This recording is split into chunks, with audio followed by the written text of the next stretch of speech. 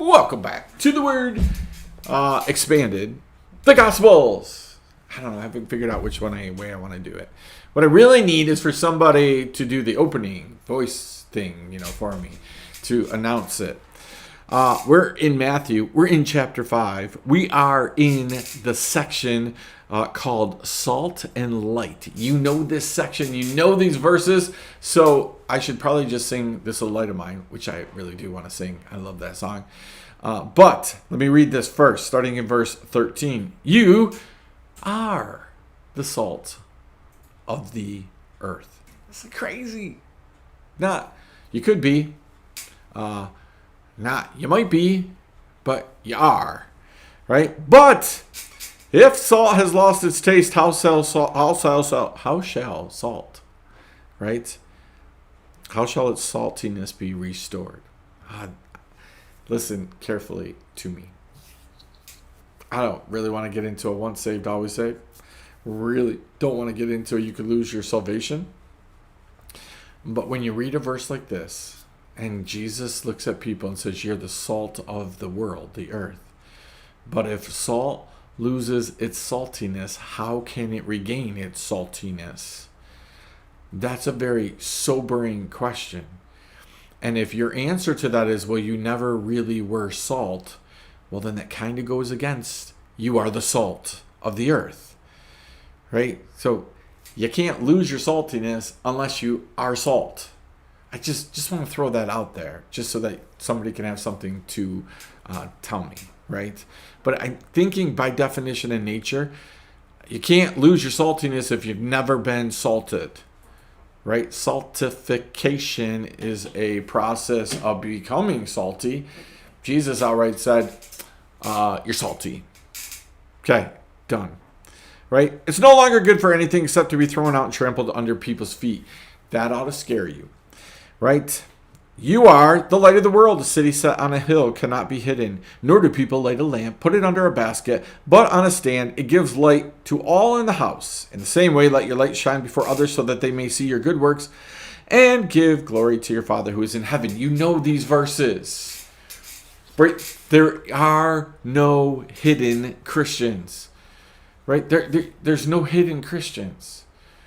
The truth of the matter is, you ought to be shining so brightly that people are forced to do one of two things. They're either going to be in the light or they're going to run for the darkness. That's what happened with Jesus, right? People either decided they wanted to be in the light or they ran away from the light and fought against it, right? If you're not living a light, and people, if you're not living a life in such a way that people are reacting to you, then you're not living a life in the light.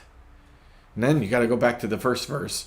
And then you got to start thinking about, well, wait, was I ever living it the right way? Because if I was and I've lost it, that's a bad place to be, right? We love this whole backslidden idea from these verses that I'm just going to turn on my light and then I'm going to hide it.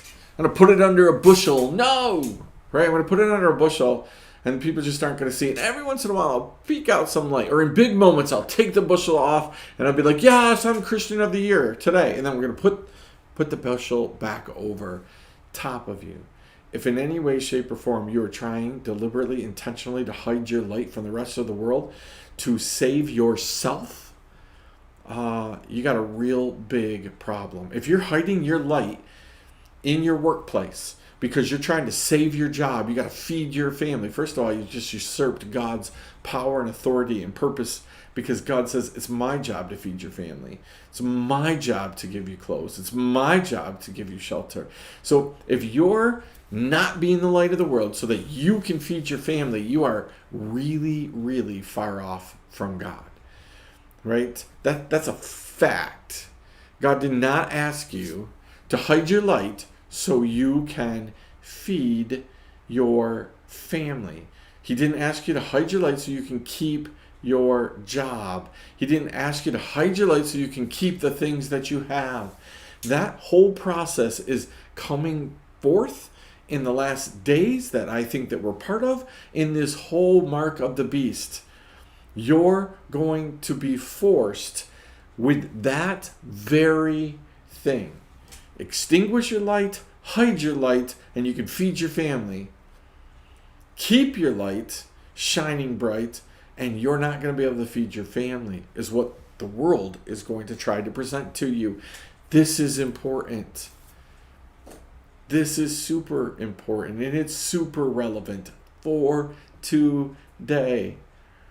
We have lots of people who think because the government says you can't talk about Jesus in your workplace, that somehow is going to be okay with God. No, that's not going to be okay with God.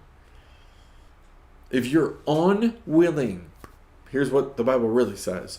If you deny me before people, I will deny you before my Father.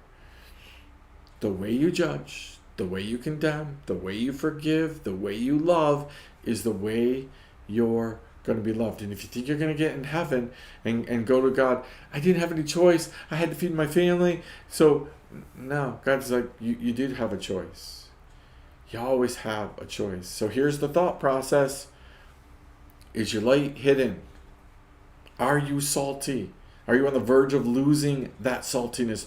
Do you need a resurgence of saltiness in your life?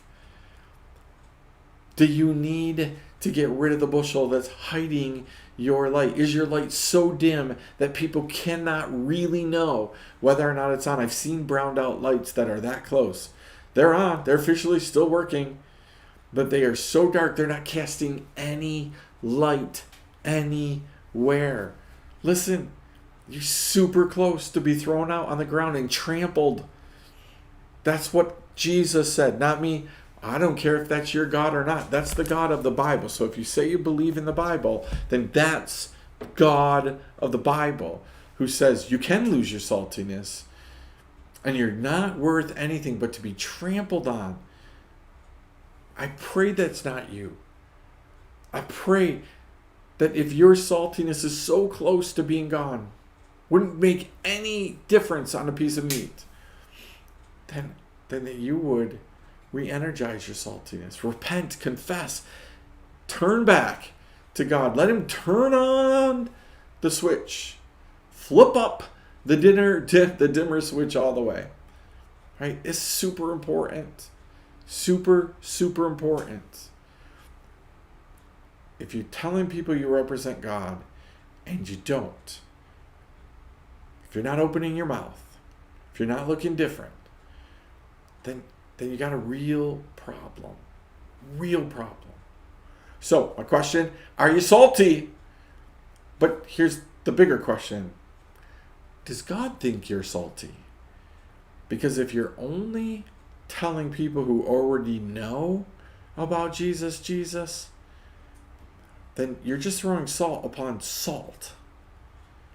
We're to throw salt upon that which is unsalted. Not just casting salt upon more salt. Everybody goes to church, has their salt shaker, dumping it out, but they're not dumping it out on anyone, right, that really needs Jesus, needs to see the saltiness, benefit from the saltiness.